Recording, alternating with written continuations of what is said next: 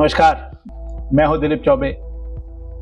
तो इnktober की यात्रा जारी है। आज 13वां दिन है और आज का प्रॉम्प्ट है ड्रिंक। तो बहुत सारा दिमाग लगाया मैंने कि क्या बनाना चाहिए।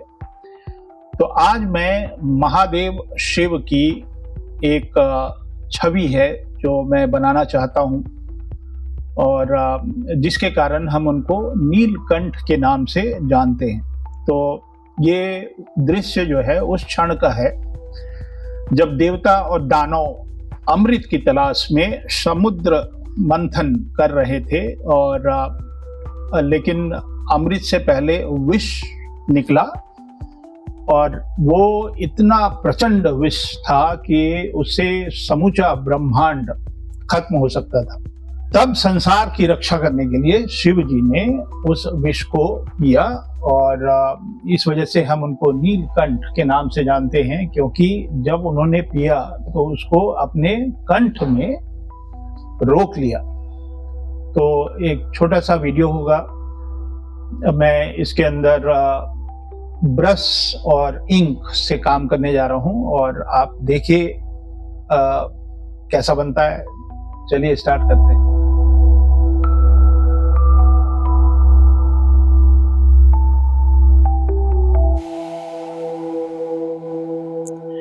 चलिए पेंसिलिंग स्टार्ट करते हैं। इसके अंदर मैं शिव जी को बनाना स्टार्ट किया। तो मैंने बहुत रिसर्च किया तो ये मूर्ति मेरे को दिखाई दी और यही मेरा प्रेरणा स्रोत रहेगा। ये नंजुडेश्वर मंदिर है, जिसे कंठेश्वर मंदिर भी कहा जाता है, जो कि कर्नाटका में है।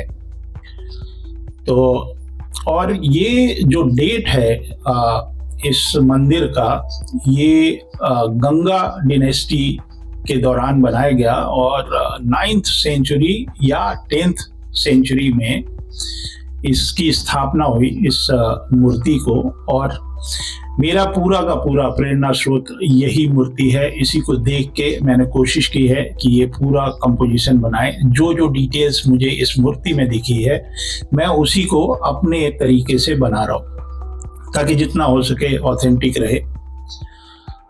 तो ये जो मंदिर है ये कावेरी नदी की जो सहायक नदी है कपिला, इसके दाहिने तट पे स्थित है और नंजनगुड़ को दक्षिण काशी या दक्षिण की काशी भी कहा जाता है।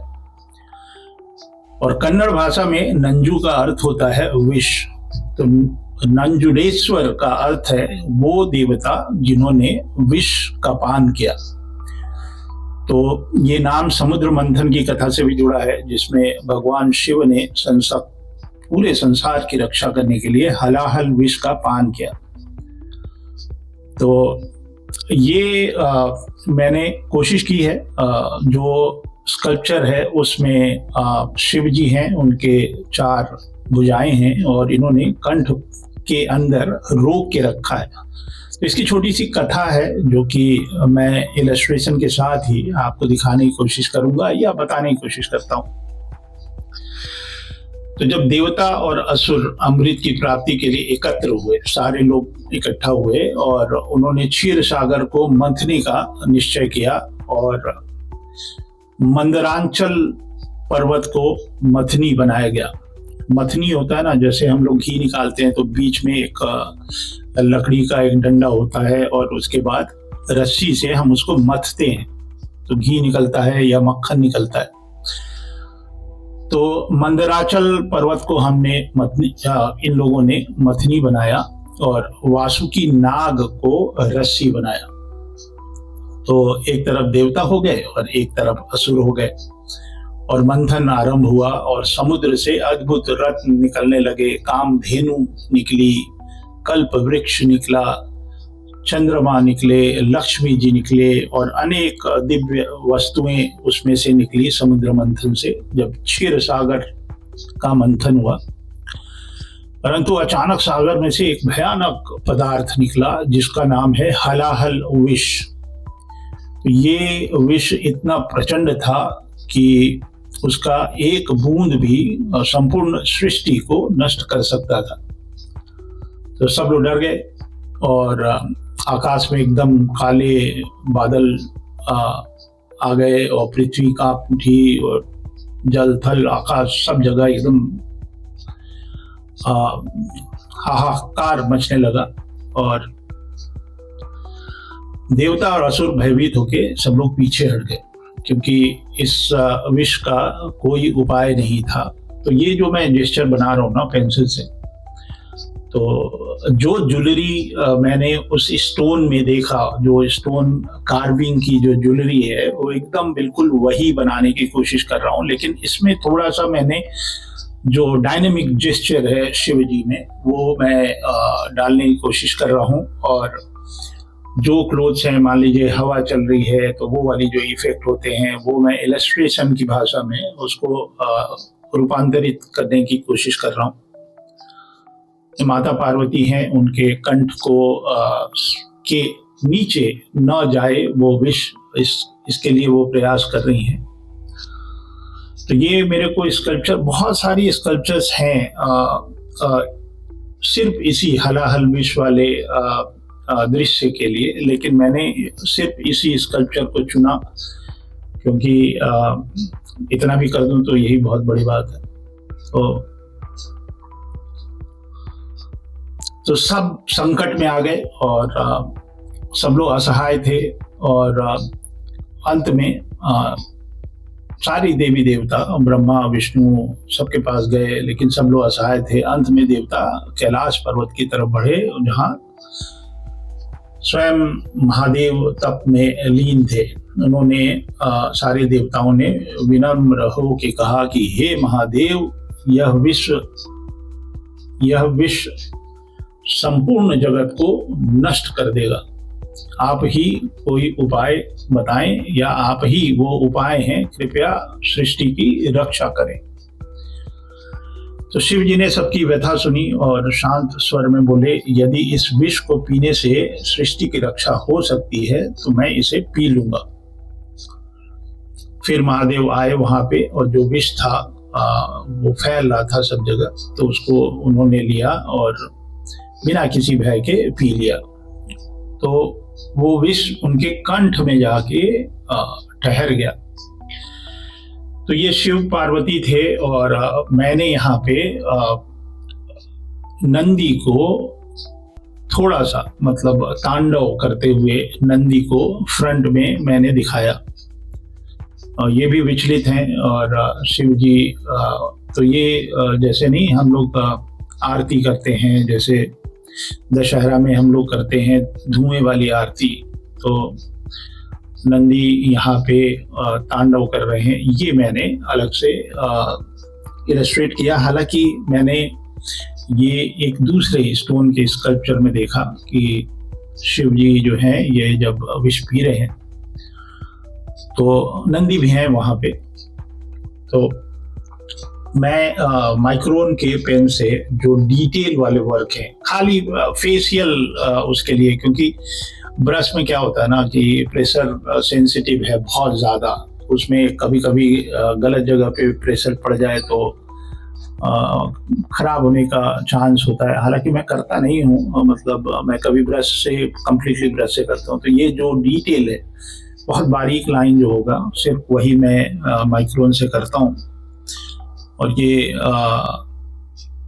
इनक्टोबर है, इस पे बहुत सारे टॉपिक हैं जो सीधे सीधे, अगर मेरे को ड्रिंक के बारे में देखना हो कहीं से तो बहुत सारे टॉपिक हैं जिस पे हम ड्रिंक के ऊपर काम कर सकते हैं, लेकिन वो सब कुछ किसी और चीज़ से रिलेट हो रहे थे। मेरे लिए सबसे बड़ा मतलब शिव जी ने विष का प्याला पिया और वो इससे बड़ा कोई उदाहरण नहीं मिला मेरे को। तो मैंने कोशिश की है और ये जो ज्वेलरी वगैरह जो है, ये जो मंदिरों में खासकर इसी स्कल्पचर में जो डिटेल्स हैं, मैं उसी को अपने तरीके से बना रहा हूँ। हालांकि मैं वहां तक कहाँ ही पहुंच पाऊंगा, उन्होंने तो स्टोन में कार्व कर दिया, बहुत खूबसूरत मूर्ति। तो ये जो कथा है, शिव जी ने सृष्टि की रक्षा करने के लिए इसको पी लिया और ये विष उनके कंठ में जाके ठहर गया। उन्होंने उसे भीतर उतरने नहीं दिया और उसी क्षण उनका कंठ जो है वो गहरा नीला हो गया, जिनके कारण, यही कारण है कि हम उनको नीलकंठ बोलते हैं। और माता पार्वती ने उस विश्व की तीव्रता को रोकने के लिए शिव जी के गले पर हाथ रखा था ताकि वो विष उनके शरीर में न फैले। और ये जो नाग हैं वासुकी, वो भी फील किए थे वो जो विष की जो गर्मी है, क्योंकि वो हमेशा इनके गले में लिपटे रहते हैं, तो उन्होंने भी उस विष की गर्मी को सहा था। और तो महादेव तो देवों के देव हैं, महादेव महादेव जो है हमारे यहाँ पे जब BHU में हम लोग पढ़ रहे थे बनारस में, तो वहाँ पे पार्वती जी का भी नाम लिया जाता है जब महादेव की बात होती है तो। और साथ में तो महादेव ने, ये एक तरह का त्याग है कि महादेव जी ने सभी देवी देवता और संपूर्ण सृष्टि के कल्याण के लिए हलाहल विष पिया। और देखा जाए तो विष जो है वो पॉइजन है, जो कि संसार में कुछ ना कुछ निगेटिविटी फैलाएगा, द्वेष फैलाएगा, पाप फैलाएगा। और शिव जी ने इसको अपने अंदर ही रोक लिया और बाहर फैलने नहीं दिया। तो शंकर जी जो हैं वो योगी हैं और विष को सह के भी दूसरों को शांति और जीवन देने वाले हैं, नीलकंठ महादेव। तो मैं जब ये ज्वेलरीज देख रहा था, आप भी कभी इधर उधर कभी जाया करें ना, सुंदर मूर्तियां हैं, वहां पे जाके देखें, मतलब हम तो मंत्र मुग्ध हो जाते हैं भाई। तो ये बहुत रच रच के उसके अंदर कार्विंग थी जब इस कल्चर को देख रहे थे, और कंसिस्टेंसी थी, मतलब स्टोन के अंदर अगर आप एक ज्वेलरी हाथ में पहनाए हैं, वही ज्वेलरी उतनी ही कार्विंग दूसरे हाथ में। और शिव जी के इस समय 4 हाथ हैं इस स्कल्पचर में। तो हालांकि ये जो स्कल्पचर था इसमें विष को ग्रहण करते हुए तो नहीं दिखाया था, बट उसके बाद का ये दृश्य है। तो इसके अंदर मैंने विष बनाया। और जो थोड़ा बहुत मैंने इधर उधर पढ़ा भी, तो उसमें ये था कि एकदम अंधकारमय हो गया था, चारों तरफ एकदम धुआं और इस तरह की चीज। तो टाइम नहीं था, मैंने इसको सिर्फ ब्रश एंड इंक से किया है। और उम्मीद करते हैं जो लोग मुझे फॉलो करते हैं या जो लोग कॉलेज में पढ़ रहे हैं, मुझे कई यूनिवर्सिटीज बुलाती हैं, बहुत सारी जगह मैं जाता हूँ, तो मैं कोशिश करूँगा जब भी मैं जाऊँगा तो आप लोग मेरे को एक बार रिमाइंड कर देना। जैसे ही आपको पता चला कि दिलीप सर आ रहे हैं यहाँ पे, तो ये जो 31 ड्राइंग होएगी इसकी, मैं सारे ओरिजिनल आपको ले आके दिखाऊंगा, क्योंकि डिजिटली तो आप देख रहे हो यूट्यूब वगैरह पे, लेकिन इसको जब आप ओरिजिनल फील करोगे ना, बहुत जबरदस्त लग रहा है भाई। ये इनक्टोबर जो है कंसिस्टेंट होना थोड़ा सा जरूरी है इनक्टोबर के लिए, लेकिन एग्जॉस्टेड भी हो जाता है आदमी। साथ में हमारी क्लासेस भी चल रही हैं। एक क्लास तो हमारी मंडे से स्टार्ट होने वाली है 13 तारीख से, तो वो 2 क्लासेस हैं। अभी एक बैच हमारा ग्रेजुएट हुआ और इस बैच की पढ़ाई चल रही है। अभी डिजिटल वाला पार्ट चल रहा है, ट्रेडिशनल हो गया है, तो वो भी रहता है। एक फ्रेश स्टार्ट होने वाला है मंडे से, फिर उसके बाद अक्टूबर है, फिर दिवाली, दीपावली भी आएगी बीच में। करवा चौथ तो निकल गया, दीपावली आएगी, दशहरा निकल गया, तो ये सब बहुत सारी फेस्टिव ओकेजन है, उसी में अक्टूबर है। आज हमारे कुछ स्टूडेंट थे जो सेल्फ मोटिवेटेड हैं और बिना नागा किए और अक्टूबर में हर दिन एक प्रॉम्प्ट पे ड्राइंग कर रहे हैं। तो उन्होंने मेरे को बोला कि सर ये बहुत अच्छी चीज़ लग रही है, मुझे नहीं लग रहा था कि मैं करूँगा, और मिडवे आ गया हूँ और तो मिडवे मतलब ये आज 13 तारीख है, तो ऑलमोस्ट मिडवे मान ही लेते हैं, 2 दिन बाद तो मिडवे हो ही जाएगा ना। तो उन्होंने कहा कि दिलीप सर आप इनटोबर की जगह आप भी अब इस तरह से कुछ शुरू करिए जिससे लोग मोटिवेट रहें इंडिया में, और देखते हैं करेंगे। मतलब मेरा भी तो उतना ही योगदान होना चाहिए ना। तो पेंसिल से जब अच्छी सी ड्राइंग बन जाती है तो एक उत्साह होने लगता है, आप एक्साइटेड हो जाते हैं, और उसके बाद उसके अंदर आपका हाथ फ्लो चलता रहता है। मैंने बहुत दिनों बाद जब मैं कॉमिक बनाता था राज कॉमिक के लिए, तो राज कॉमिक की स्ट्रेटेजी एक दिन उन्होंने खुद मेरे को बताई। संजय जी ने, सिंगापुर उनका आगमन हुआ था, तो हम लोग दोनों भाई, तीनों भाई, मतलब मैं और संजय जी और मनोज जी, ये तीनों लोग जाके हम लोग सिंगापुर के दर्शन कर रहे थे। तो संजय जी ने मेरे को बताया कि चौबे जी स्ट्रेटेजी ये होती थी कि आर्टिस्ट खाली नहीं होना चाहिए बस। तो और इनके वर्ड थे, और राज कॉमिक में मैं उनके साथ 15-16 साल काम किया। 15-16 साल में सिर्फ एक दिन ऐसा रहा जिस दिन मेरे पास स्क्रिप्ट नहीं थी, और संजय जी ने एकदम बिल्कुल सत्य वचन बोला कि आर्टिस्ट खाली नहीं होना चाहिए। तो एक स्क्रिप्ट खत्म हुई नहीं कि 5 स्क्रिप्ट टेबल पे आ जाती थी, और कभी टोर्स बना रहे हैं, कभी गमराज बना रहे हैं, कभी तिरंगा बना रहे हैं, कभी कुछ ना कुछ मतलब हर समय एक कहानी रहती थी, दुनिया भर के किरदार होते थे। तो वो एक कंसिस्टेंसी, एक हमारी रूटीन वाली बनी हुई है। लेकिन ड्राइंग बनाना एक अलग चीज है, और एक वीडियो बनाना, वीडियो में ट्यूटोरियल है, उसके अंदर आप कुछ बोल रहे हो, कुछ त्रुटियां होती हैं, कुछ गलतियां होती हैं, भीम वाले में कुछ उल्टा सीधा मेरे मुंह से निकला है, सब उसके लिए हम क्षमा प्रार्थी हैं। आप एक बहुत ही अद्भुत भीम बनाऊंगा मैं इनटोबर के बाद, और सब प्रेम और सभी को समर्पित करूंगा। मेरी किताब है, आप लर्न इलस्ट्रेशन आप देखिए, उसके अंदर मैंने बनाए हैं, पांडवों को बनाया एकदम बिल्कुल बलशाली। तो जिन लोगों के पास मेरी लर्न इलस्ट्रेशन वाली किताब है, आप उसमें ध्यान दीजिएगा, आपको निराशा नहीं होगी। तो मेरे से लोग पूछते हैं कि भाई कौन सी किताब आप रेफर करेंगे अगर आपको एनाटॉमी सीखना है। तो अब मुझे बोलते हुए खराब लगता है कि line in action author Dilip Choubey, और वो किताब सर्वश्रेष्ठ है। खराब नहीं लगता है, ये प्राउड की बात है, मैं उसका रीजन बता दे रहा हूँ।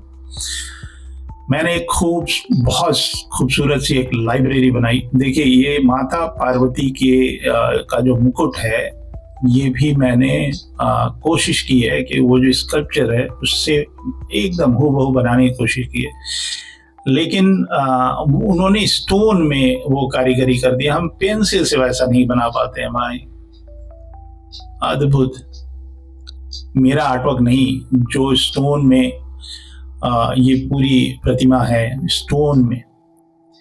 एक और मेरे को एक फोटोग्राफ मिला था, वो सैंडलवुड में है, लेकिन उसका डेट बहुत पुराना नहीं था। ये तो मतलब ये मैं जब देख रहा था स्कल्पचर, तो ये अराउंड 9th और 10th सेंचुरी सीई ये इसका डेट है। उस समय ये बना था और स्टोन में बना था, और बिल्कुल ऑथेंटिक है। जो कथा हमको दिखती है पुराणों में, वो exactly the same I got in this sculpture. और बहुत खूबसूरत मूर्ति है भाई। तो मैं वही बता रहा था कि एक लाइब्रेरी बनाई मैंने DigiPen सिंगापुर में। मैंने कम से कम 8-10 हज़ार किताबें खरीदवाई लोगों के लिए, और एक अलग सी किताब मेरे को चाहिए थी, जो कि एकदम जो बिगिनर होते हैं, जो फर्स्ट ईयर में आते हैं, और उनको एनाटॉमी की स्केचिंग कैसे मैं करता हूँ। तो मैंने अपने स्केचेस का एक कलेक्शन बनाया, करीब 3,500 स्केचेस हैं, और उसमें हर मीडियम इस्तेमाल किया मैंने, और वो किताब कंपाइल करके मैंने द लाइन इन एक्शन बनाई, जो फर्स्ट ईयर के स्टूडेंट्स के लिए एक तरह की ट्यूटोरियल है वो, या सोर्स ऑफ इंस्पिरेशन है। तो आपको अगर लेना हो तो जो हमारा नंबर चलता है उस पे आप व्हाट्सएप पे कुछ मैसेज करेंगे तो आपको पता चल जाएगा। तो ये जो मैं पिछले वीडियो में भी मैंने बताया था कि ये जो कमर होती है, कमर के ऊपर जब हम मान लीजिए कोई नाड़ा बांधते हैं या टाइट ज्वेलरी बांधते हैं तो ये हल्का सा स्किन बीच में एक तरफ फूला रहता है। और ये जो बेल्ट वाली जो चीज मैंने बनाई है ये स्टोन में है भाई, स्टोन में। और जो यज्ञोपवीत होता है जिसको हम जनेऊ बोलते हैं वो तक उन्होंने स्टोन में कार्व कर दिया। और मैं इसमें वो सारी इमेजेस नहीं डाल सकता जो देख के मैं बहुत प्रभावित होता हूँ, क्योंकि वो कॉपीराइटेड इमेजेस हैं। और ये वाला जो है वो म्यूजियम से मैंने निकाला, और म्यूजियम से जो इंडिया की आर्काइव है वहाँ से निकाला मैंने, और तो वो फ्री टू यूज़ है। तो बाकी जो है वो कॉपीराइटेड इमेज है, कोई किसी ने डाल रखा है। मतलब आधी हिंदुस्तान की जो प्रॉपर्टी है जो हमारे साथ जुड़ा है वो तो शटर स्टॉक वालों के पास है भाई। एक पोर्टल होना चाहिए भारत सरकार की तरफ से, जितने भी हमारी आर्किटेक्चर्स हैं वो फ्रीली इंडियन पीपल लोगों के लिए वो अवेलेबल होना चाहिए। एक कोई वेबसाइट होना चाहिए जिसपे heritage society of India, heritage of India ऐसे करके हो, जहाँ इमेजेज और उसके सारे डिटेल होंगे। मुझे उतना डिटेल में पता नहीं है, लेकिन मेरे एक मित्र है जो यही काम करती है, उसका नाम है वंदना सिन्हा। और वो कुछ जो हमारी पुरानी मूर्तियां होती हैं और उसको किस तरह से संजो के रखना है, उसको कुछ बोलते हैं, मैं नाम भूल गया। जैसे पेंटिंग होती है ना पुरानी, उसको फिर से जीवित करना या इस तरह की कुछ चीज़ है, मेरा नाम अभी आ नहीं रहा है दिमाग में। तो वो archaeological survey of India type का कुछ वो लोग काम करते हैं। लेकिन ये सारी चीज़ें जितनी भी हैं वो कहीं एक रिसोर्स हो जहाँ से मुझे एकदम आराम से मिल जाए। मैं गूगल विकिपीडिया वाला नहीं हूँ भाई। मैं बहुत कोशिश रहती है हमारी कि मैं चला ही जाऊँ वहाँ साक्षात। मैं घूमता भी रहता हूँ, लेकिन अभी तक और घूम लिया होता अगर हम विदेश भ्रमण में ना निकले रहते। सिंगापुर और अमेरिका के चक्कर काटने लगे तो अपना देश तो रह ही गया।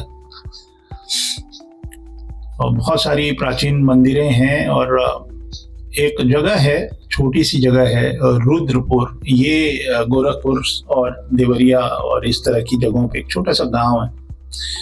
वहाँ मेरा भाई एक दिन बताया कि यहाँ बहुत सारी खंडित मूर्तियां हैं जो कि गुप्त कालीन हैं और खेतों में ऐसे ही रखे हैं। और क्योंकि गौतम बुद्ध का जन्म शायद, maybe I am wrong, Gautam Buddha का जन्म नेपाल में हुआ था, और लुम्बिनी भी वहीं आसपास ही है। तो ये सब थोड़ा सा वो एक बेल्ट है जहाँ पे, और कुशीनगर वहीं बगल में जहाँ उनका देहांत हुआ था।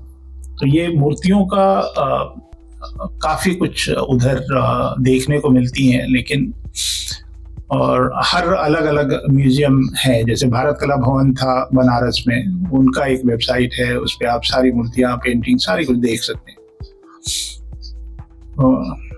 एक रिसोर्स, मतलब मैं किसी से शिकायत नहीं कर रहा हूँ, है, बट एकदम मतलब डेट पता चले कि हाँ ये कब बनी थी, किस काल में बनी थी, किसने बनवाया था। तो ये नंदी को मैंने सामने रखा है। तो इनको ये मैं मृदंग देना चाह रहा था कि ये कुछ कर रहे हैं तो मृदंग भी दे सकते थे, और तो ऐसा ना हो मृदंग से सेलिब्रेशन हमको लगता। तो ये थोड़े क्रोधित हैं और एक नृत्य ये कर रहे हैं, और जैसे नहीं हम लोग इम्पेशेंट हो जाते हैं कभी कभी। तो दक्षिण काशी बहुत सारे दर्शनार्थी आते हैं, बहुत सारे भक्त आते हैं, बनारस में भी बहुत सारे, और काशी की महिमा अपार है, अपरंपार है। तो ये जो ज्वेलरीज हमने देखी माता पार्वती के और शिव जी के, ये इस तरह की ज्वेलरी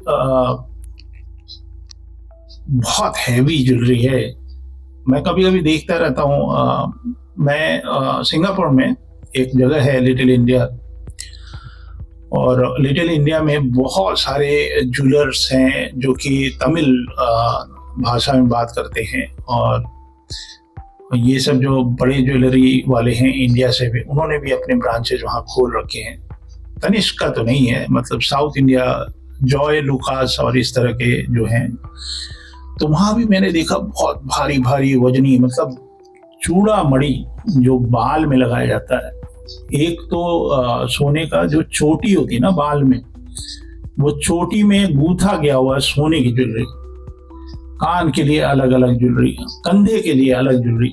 तो शिव जी के कंधे में भी एक ज्वेलरी है, और माता पार्वती के भी कंधे पे एक ज्वेलरी है, और कमर बंद जो है बहुत ही मोटा, बहुत ही भारी, और एक सोने का जो कमर के साइड से बंध के और नीचे तक जा रहा है, काफी नीचे तक। और राजा की तरह दिख रहे हैं, मतलब शिव जी जैसे हम लोग कई जगह हमने इलस्ट्रेशन में देखा है कि एकदम बिल्कुल मस्त मलंग शिव जी, एकदम मृग चर्म पहन के और साधु की तरह दिख रहे हैं। और ये थोड़ा इस स्कल्पचर में मेरे को देखने में बहुत सुंदर, मुकुट पहने हुए हैं, खूब सारी ज्वेलरी पहने हुए हैं। तो ये मैंने बाघ का चर्म बनाया। ये सब अगर टोनल वैल्यू डालते तो और सुंदर लगता, अगर मैं इसको कलर करता तो भी सुंदर लगता, डिजिटली कलर करता तो भी सुंदर लगता। तो ये करधनी है, कमर बंद भी बोल सकते हैं इसको, और ये ज्वेलरी जो है ऐसे हैंग कर रही है। स्कल्पचर में तो इतना सुंदर है भाई, हम तो ये समय का भी थोड़ा सा अभाव है, और मैं जब कोई आर्ट वर्क बनाता हूँ तो मेरे को लगता है यार मैं इससे और बेहतर बना सकता हूँ, तो कभी और इससे भी बेहतर बनाने की कोशिश करेंगे। बहुत सारा काम है, मतलब मेरे दिल में है, मतलब जितने भी हमारी कहानियां हैं, जितनी भी कथाएं हैं, मेरा तो सब मन करता है मैं उसको बनाऊं, लेकिन मैं कितना ही करूंगा। मैं थोड़ा सा प्रेरित कर रहा हूँ जो नए जमाने के बच्चे हैं, जिनको लगता है कि डीसी और मार्वल कॉमिक और मांगा is the comic making world. ये अगर आप ये सोच के कर रहे हैं तो एक अच्छी सी चीज कभी एग्जिस्ट करती थी कॉमिक, ये एक इतिहास बन के रह जाएगी। तो आप लोग को जो भी ट्रेडिशनल तरीके हैं वो पता होने चाहिए। मैं नहीं कह रहा हूँ कि आप एआई से ना बनाइए, खूब बनाइए, लेकिन आपको फाउंडेशन भी तो पता होना चाहिए ना। अगर मैं इस आर्ट वर्क को एआई में डालूं और फिर इसको कुछ करूं तो ये ओरिजिनल भी रहेगा, भले वो एआई बाद में चोरी करे, लेकिन एक स्कल्पचर है, उसके अंदर हमारे साहित्य हैं, हमारे पौराणिक कथाएं हैं, हमारे देवी देवताओं की कहानियां हैं। तो ये मैंने हलाहल विश के साथ जो धुआं है वो बनाया, और तो ये सब चीजें धरोहर हैं हमारी, और हमने इसको बहुत कम लोगों ने इस तरह के काम के। मैं भी आकर्षित था वही पाश्चात्य सभ्यता से, तभी तो मैं भूतनाशक मंत्रा और भारत केसरी और ये सब बना रहा हूँ, क्योंकि वो भी मार्केट है। तो ये लगभग हो गया, और मैं इसके ऊपर अपना हस्ताक्षर कर रहा हूँ। तो ये दिलीप चौबे हो गए, और ये है इक्टोबर का डे 13, प्रॉम्प्ट था ड्रिंक, और उम्मीद करते हैं मैंने ठीक ठाक बनाया। और मैं सोच रहा हूँ कि थोड़ा सा इसके अंदर डेप्थ डालने के लिए, डेप्थ मतलब ये जो शैडो है ना, ये पॉप आउट करने के लिए मैं इसके अंदर और थोड़े से डार्कर वैल्यू डाल रहा हूँ। मतलब टोनल वैल्यू नहीं डाल रहा, ये एकदम सॉलिड ब्लैक डाल दे रहा हूँ, ताकि नजर पड़े जो हमारे कैरेक्टर, कंपोजिशन का सेंस है ये एक्चुअली में। और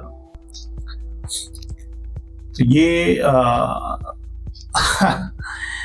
तो ये हमारा डे 13 है, और 13 तारीख है, और हम भी मिड में पहुंचने वाले हैं। थोड़ी खुशी हो रही है, तो ऐसे ही जरा सा डार्क वैल्यू डाल दे रहे हैं जिससे और कैरेक्टर हमारे बाहर निकले। बीच बीच में जो अंदर है ना, और थोड़ा सा हैचिंग वैचिंग कर दूंगा।